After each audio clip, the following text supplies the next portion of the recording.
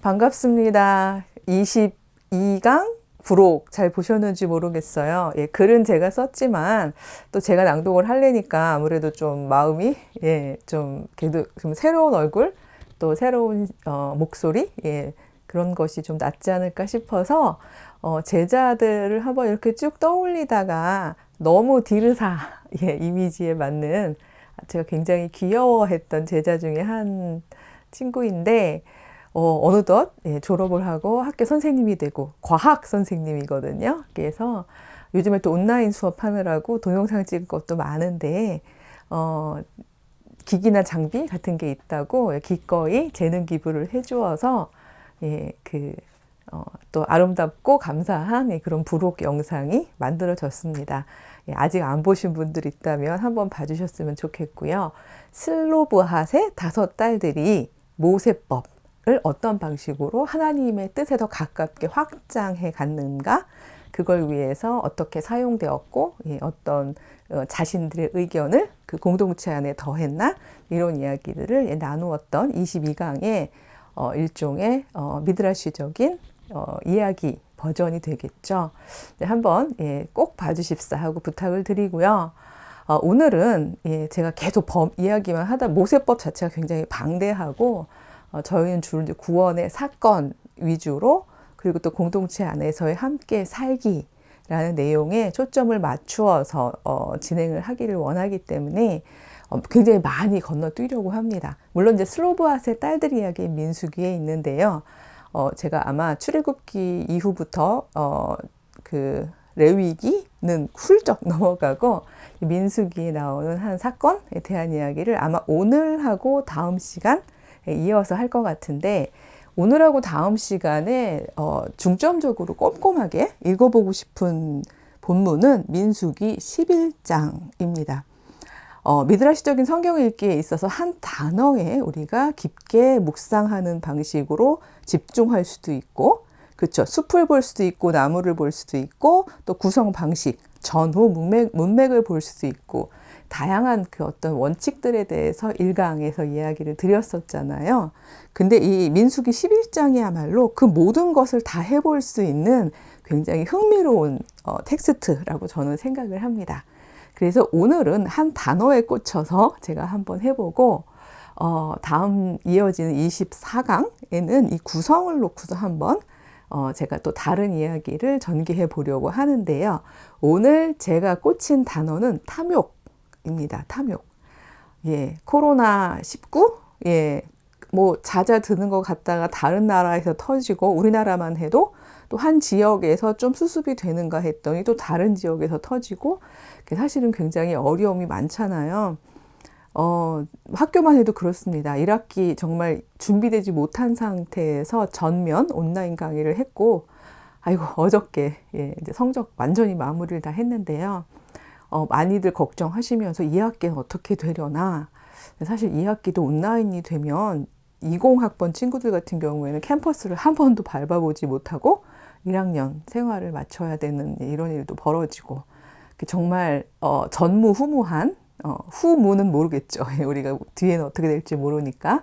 이런 상황에서 뭐 별의별 이야기가 다 나옵니다. 그쵸? 뭐 심지어 음모설까지 막 나오고 있는 입장이잖아요.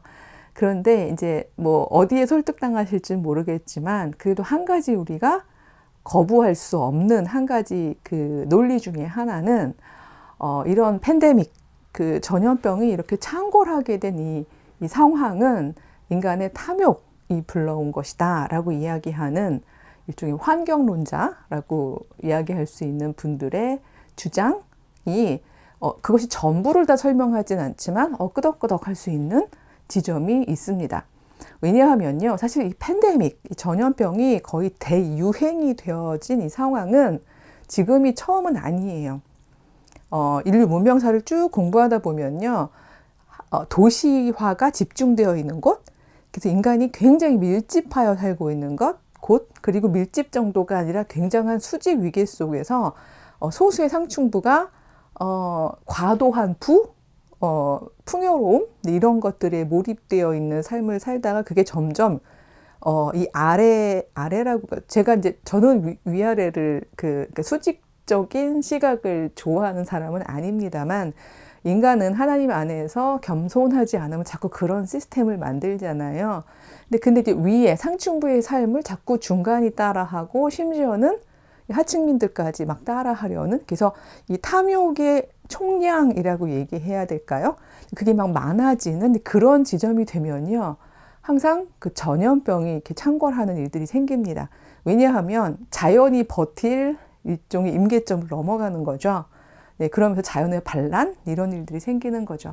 그러니까 이집트 탈출 상황에서도 사실은 이집트가 시스템 자체가 얼마나 과도한 탐욕 상황에 있었을까 하는 거를 저희가 충분히 유추할 수 있는 상황인 것 같아요. 막 전염병 창궐하고 이랬던 그런 역사들을 보면 물론 하나님께서 재앙으로 내리신 것으로 우리는 받아들이고 해석합니다만 그런 것들을 예를 들어서 성경에 기록된 그대로 하나님께서 콕 집어서 다음번은 개구리다.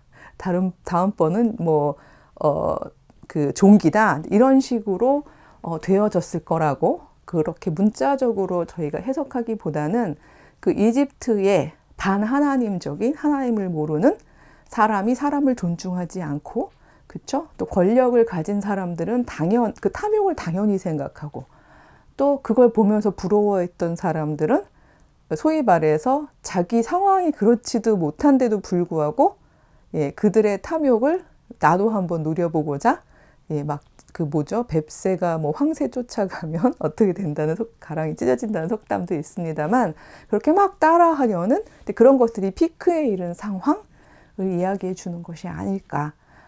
그런 저는 생각을 좀 많이 해보게 되는데요. 이런 오늘의 상황 속에서 토라를 읽어보니까 탐욕이라는 단어가 저에게 이렇게 다가왔습니다. 민수기 11장 4절은 이렇게 시작합니다. 그들 중에 즉 이집트를 탈출해온 이스라엘만 탈출한 게 아니었어요. 그래서 탈출할 때 보면 중다한 잡족이 함께 왔다고 돼 있거든요. 이 이집트적인 살림은 싫어. 더 이상 이렇게 살고 싶지 않아.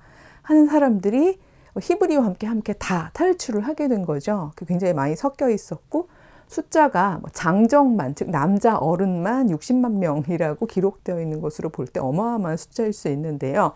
그들 중에라는 뜻이죠. 섞여 사는 다른 인종들이 탐욕을 품음에 이스라엘 자손도 다시 울며 이르되 영향을 받은 거죠. 누가 우리에게 고기를 주어 먹게 하랴. 우리가 이집트에 있을 때에는 값 없이 생선과 오이와 참외와 부추와 파와 마늘들을 먹은 것이 생각이 나거늘 이제는 우리의 기력이 다하여 이 만나 이외에는 보이는 것이 아무것도 없도다 하니 이렇게 되어 있습니다. 만나 아시죠? 이게 뭐지? 그 광야에서 도저히 경작할 수도 없고 어떻게 우리가 먹고 살란 말이야. 굶어 죽게 생겼어. 생존 자체가 문제야. 이렇게 생각하던 당시에 정말 은혜의 비처럼 하늘에서 내렸던 아침에 눈 뜨면 새벽 무렵에 하루 먹을 양식을 충분히 거둘 수 있었던 그 하늘의 양식 만나. 얼마나 기쁘고 감격스럽고 참 행복했던 그쵸? 선물이었는데 이거를 이제 이거 말고는 없어 라고 얘기할 정도의 어떻게 말하면 지루함, 불만족 이런 것들이 생겼는데 그 원인에 대해서 성경은 이것이 이스라엘 사람들이 살고자 했던 어떤 삶의 방식을 수행하는 걸 방해했던 외부 다른 사람들의 불만을 그걸 영향을 받아서 그렇다라고 지금 해석을 한 거죠. 제가 한 몇 강 전에 수행성이라는 단어를 가지고 한번 묵상을 했었잖아요. 저희가 아무리 좋은 아이디어나 혹은 아무리 좋은 어떤 규범도 그걸 저희 삶 안에서 계속 지키지 않으면 그럼 그것이 내 것이 되지 않잖아요. 그러니까 이스라엘 사람들은 떠나올 때 이집트적인 살림은 우리 살지 않을 거야. 아무리 풍요로웠다고 하더라도 그 풍요를 내가 얻는 데 있어서 누군가의 삶을 억압해야 하고 심지어 죽이기까지 해야 하는 삶이라면 우리는 그런 시스템에 있지 않겠어. 탈주하겠어. 그래서 이집트를 한 거잖아요. 근데 그럼에도 불구하고 대안적 삶을 수행해 나가는 하나의 굉장히 중요한 원칙 중 하나로서의 만나. 자족하는 삶, 하루하루 하나님이 내려주시는 생존을 위한 충분한 필요한 양식과 에너지와, 그쵸? 나에게 필요한 그 모든 것들을 하나님이 채워주신다는 것을 믿는 삶, 그 삶에 대해서 이제 불평을 하기 시작하는 거죠. 글쎄 모르겠습니다. 저는 뭐 이런 아이템들을 특별히 더 맛있어 하진 않습니다만, 생선, 오이, 참외, 부추, 파마늘, 이제 아무래도 이렇게 자연식보다는 뭔가 이렇게 조리해서 먹을 수 있는 재료들일 것 같죠? 저희도 그렇죠. 왜 이렇게 먹다 보면은 이렇게 요리가 더 복합적인 요리가 되어 있는 것들은 맛이 확실히 좀 그 감칠맛 나고 저 아침 먹기 전인데 예, 막 그렇게 좀 그 더 많이 그 땡기죠. 그러니까 이런 음식들을 이제 저희가 자꾸 추구하다 보면 요즘에 이제 우리 뭐 맛집, 탐방 이런 것도 있습니다만 왜 조금 더 뭐 맛있는 거 아니면 조금 더 분위기 좋은 것 하다 보면 자꾸 이제 우리의 욕망이 늘어나잖아요. 이 부분에 대해서 민수기 11장을 이걸 탐욕이라는 단어로 쓰고 있습니다. 그래서 10절에 보면요. 백성의 온 종족들이 각각 자기 장막 문에 서서 막 울었대요. 예, 아우성친 거죠. 뭐 이렇게 엉엉엉 울었다기보다는 아이고 대고 막 그런 거죠. 우리가 어쩌자고 여기에 끌려와가지고 이 난리냐 막 이러면서 이제 애고대고 한 건데 모세가 들은 거예요. 모세 입장에서 정말 어이가 없었을 것 같고 여호와의 진노도 컸어요. 모세가 얼마나 속이 상했으면 여호와께 이렇게 얘기를 합니다. 제가 11절부터 이어지는 내용은요, 제가 좀 구어체로 바꾸겠습니다. 이 텍스트 자체는 아래에 제대로 나가더라도 좀 쉽게 말씀을 드리면, 아, 주님, 어째서 저를 이렇게 괴로운 상황으로 몰아가시죠? 아, 내가 정말요, 내가 저 사람들 데리고 나오긴 했는데요, 나오라고 하니까. 생각해 보세요. 제가 저 사람들하고 무슨 관계가 있죠? 쟤들 내 자식인가요? 내가 낳았나요? 아니잖아요. 저 사람들 아빠도 아니잖아요. 그쵸? 근데 제가 왜 저 사람들의 저 말도 안 되는 상황을 품고 가야 하죠? 이런 식으로 얘기하면서 어떻게 저 말을 들어주죠? 지금 숫자를 보세요. 저 사람들이 고기를 먹고 싶다 그러는데 저 사람들이 먹을 만큼의 고기를 제가 이 광야에서 어떻게 구하죠? 이게 할 수 있는 일인가요? 라고 이야기하면서 얼마나 속상했으면 모세가 이렇게 얘기를 해요. 15절인데요. 차라리요. 정말 저한테 은혜를 베푸셔서요. 지금 즉시 나를 죽여서 더 이상 내가 좀 안 괴롭게 해주세요. 라고까지 이야기할 정도로 지쳐있는 상황을 보게 됩니다. 예, 은혜를 내려서 나를 즉시 죽게 해달라니요. 글쎄 모르겠습니다. 여러분들 그런 글쎄 레벨이라고 표현해야 될지 모르겠습니다. 어떤 공동체를 유지하기 위해서 그런 상황까지 한번 가셨던 경험이 있는지 잘 모르겠어요. 사람마다 견디는 정도가 다르고요. 그렇죠? 그리고 공동체 안에서 내가 하는 희생의 정도가 다르기 때문에 잘 모르겠습니다만 왜 요즘 젊은 학생들 말로 이런 표현이 있어요. 일이 되게 하기 위해서 이렇게 멱살 잡고 끌고 가는 한 사람? 예, 그런 사람이 있으면 일은 되는데 그 사람은 얼마나 힘드냐. 특히 멱살 잡고 끌고 간다는 표현을 많이 쓰는데 실제로 모세의 지금 상황이 그런 거죠. 예, 도대체 잘 알려줬고, 예, 또 법의 원칙들도 설명해 줬고, 예, 그런데도 금방 잊어버리고 예전 삶의 그 어떤 글쎄 이걸 이제 회복 탄력 같은 거겠는데 돌아가려는 그런 모습들을 보면서 이제 지쳐버린 거죠. 이게 하루 이틀도 아니고. 그러니까 차라리 나에게 개인의 나의 은혜는 뭐라는 거예요?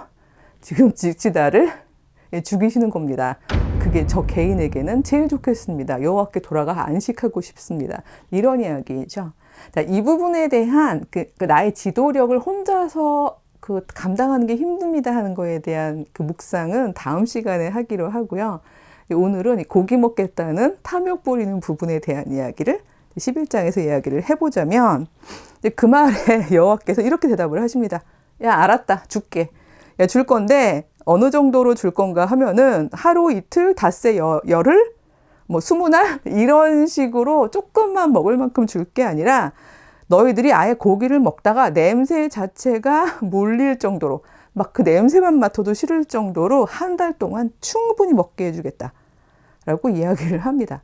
모세가 그 말을 듣고는 그게 어떻게 가능한가요? 물론 뭐 모세는 여호와의 기적을 정말 많이 봤잖아요. 그럼에도 불구하고 아무리 세어봐도 견적이 안 나오는 거죠. 지금 그 60만 장정에다가 그 가솔에다가 이게 어떻게 한 달 동안 가능하신가요? 여호와가 아주 이 표현은 뭐 얌전한 표현, 간지나는 이런 말은 사실 우리 한글은 아닌 걸로 아는데 여호와의 그 아주 엄청난 멘트가 나오시는데요. 23절에 보면은 이렇게 얘기하십니다. 여호와의 손이 짧으냐? 한마디로 그냥 보내보시는 거죠. 내가 그걸 못할 것 같으냐? 내가 이 손을 펼쳐서 해결이 안 될 게 있을 것 같으냐? 이런 뜻이죠. 그쵸? 이건 길이에 대한 부분이 아니라 영향력에 대한 부분인데요. 그리고서는 무슨 일을 하시냐 하면요. 31절에 보면요. 바람이 여호와에게서 나와서 바다에서부터 메추라기를 몰아서 진영 곁 이쪽 저쪽 완전 사방으로 막 메추라기들이 몰아서 떨어지게 한 거예요. 그렇죠. 완전 강풍에 이 메추라기들이 자기들의 날개짓으로 갈 수 없을 만큼의 강풍이 불어서 진영 쪽으로 우르르 떨어지는 상황이죠. 실제로 자연현상들 중에서 이런 일들이 종종 생기기도 합니다. 아마 최근에도 어디선가 바람인가 뭐 때문에 메뚜기 떼들이 막 또 다 몰려왔다고 하던데 이렇게 자연을 주관하시는 여호와께서 한마디로 말하면 메뚜기를 우르르 몰아서 떨어뜨렸는데 얼마나 많은 양이 떨어졌는지 하면요. 32절에 보면요. 백성이 일어나서 하루 종일 걷었는데요. 적게 모은 사람도, 그러니까 조금 모은 사람도요. 10호멜을 걷었다고 되어 있어요. 호멜? 우리가 익숙하지 않은 단위인데요. 이 호멜 같은 경우에는 이제 그 액체가 아니라 이렇게 부피가 있는 그런 것들을 잴 때 사용하는 단위라고 하는데요. 한 호멜이, 호멜이란 말이 그 히브리어로 당나귀라는 뜻이 있대요. 그러니까 즉 한 호멜은 당나귀가 한 번에 지고 갈 수 있는 정도의 무게? 이걸 이제 한 호멜이라고 한다는데 리터로 환산을 하면 한 230리터쯤 된다는데 우리가 이제 2리터 페트병 알고 있습니다만 그래도 얼른 감이 안 오시죠. 230리터면 어느 정도 무게지? 어느 정도 부피를 가진 거지? 라고 생각하실 수 있는데 쌀 한 가마가 그 80kg인가 그렇죠?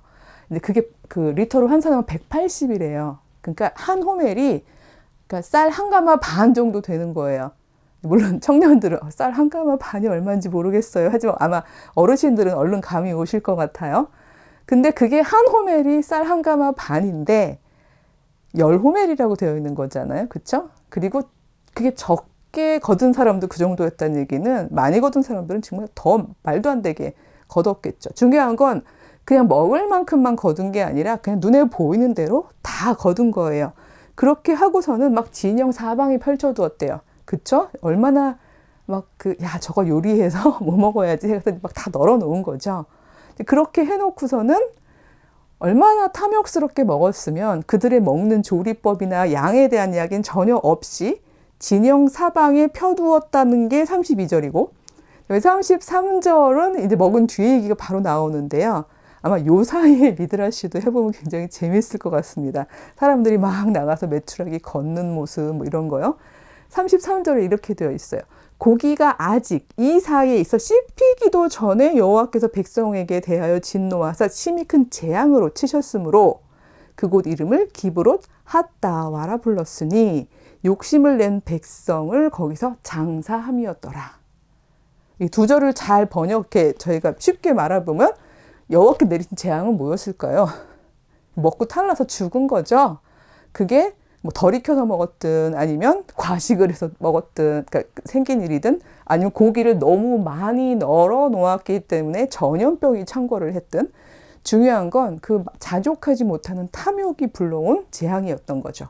그러니까 저희가 보통 여호와께서 이렇게 재앙을 내리셨다고 얘기할 때 저희가 그 여호와의 존재를 너무 막 질투하시고 막 쫀쫀하게 막 너 이거 벌 받아 이런 식으로 해석을 할 때가 많은데 결국 이 재앙은 인간이 부른 재앙이죠.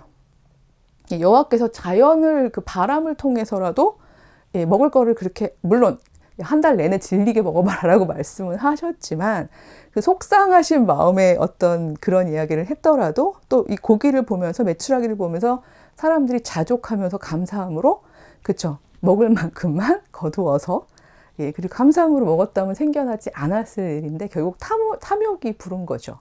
이 기브롯 핫다와라는 뜻은요. 그 히브리어인데 풀어보면 탐욕의 무덤 이런 뜻입니다. 즉 인간이 집단적으로 탐욕을 불었을 때 그 끝은 그쵸. 여기 장사되었다는 표현이 있습니다만 죽음, 집단 죽음으로 간다는 뜻인데요. 요즘 같은 시절에 한 번쯤은 우리가 더 묵상해 보면서 우리가 자족하는 삶, 어떤 것이 가장 적당함인가. 그리고 하나님께서, 여호와 하나님께서 우리에게 늘 생존을 위해서 주시는 바로 그 적당함에 자족하면서 우리가 탐욕을 부릴 때에 어떤 그 공동체적으로 재앙이 올 수 있는가? 이런 부분들을 저희가 좀 생각을 해보았으면 좋겠습니다. 이렇게 막 욕심 날 때마다 저 사람이 가진 저거 나도 갖고 싶고 나도 저런 삶을 살고 싶고 막 이런 어떤 저희가 막 탐욕을 부릴 때마다 한 번씩 되뇌어 봐도 괜찮을 것 같습니다. 기브롯 핫다와. 그쵸? 그래서 우리가 자족하는 삶을 살자고 우리 서로 함께 약속을 하면서 다음 시간에는요, 같은 본문으로 또 다른 묵상을 나누어 보겠습니다. 네, 오늘은 여기서 인사드릴게요. 안녕.